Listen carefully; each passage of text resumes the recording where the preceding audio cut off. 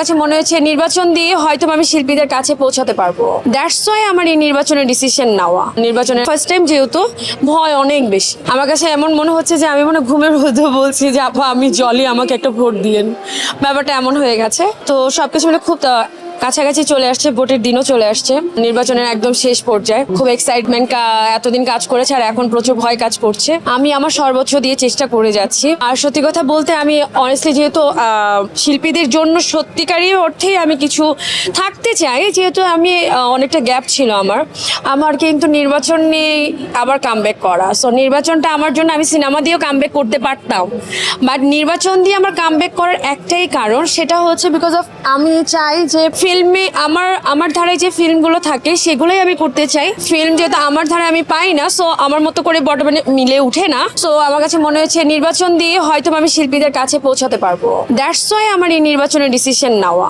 নয়তো আমার বাবু, আমার সংসার নিয়ে আমি এতটাই ব্যস্ত থাকি, আমি প্রচুর ব্যস্ত থাকি। আমার বাচ্চা যেহেতু এখন স্কুলে যায়, সবকিছু মিলে আমার মেনটেন করতে হয়। তো দ্যাটস আমার কাছে মনে হয় আমার 1 মিনিট সময়। আর এখন আমি শুধুমাত্র এক নির্বাচনের জন্য আমার বাচ্চা, আমার মানে সবকিছু কোথায় আছে আমি বললাম না। আমার মা সেদিন বলতেছে, আমি ঘুমিয়ে ঘুমিয়ে বলছি আপা আমাকে একটা ভোট দিয়ে। মানে আমার ব্যাপারটা এরকম হয়ে গেছে। ফার্স্ট টাইম যেহেতু ভয় অনেক বেশি। সো গ্রেটফুল যে আমার সবার কাছ থেকে এত পজিটিভ ভাইব পাচ্ছি। বাকিটা আল্লাহ যদি নিয়তি, আমার সিনেমার নাম বলছি, নিয়তিতে যদি আমার রাখে, সো ডেফিনেটলি ভালো কিছু ইনশাল্লাহ আসবে, রেজাল্ট মনে করছি। ভয় তো অবশ্যই আছে, বাকিটা আল্লাহ ভরসা। দর্শকদের উদ্দেশ্যে আমার সবসময় অনেক কিছু বলার থাকে, বাট ছোট্ট করে বলতে হয়, কারণ এত কথা একসাথে বলা হয়ে ওঠে না। সবাই আমার জন্য দোয়া রাখবেন, আমার ফুল প্যানেলের জন্য দোয়া রাখবেন। আমি ফার্স্ট টাইম আপনাদের জলে সবারই একটা কমেন্টস থাকে, আপু কেন আপনাকে ইন্ডাস্ট্রিতে দেখতে পাই না, বা আপনাকে কেন ক্যামেরার সামনে দেখতে পাই না, প্রচুর কমেন্টস থাকে।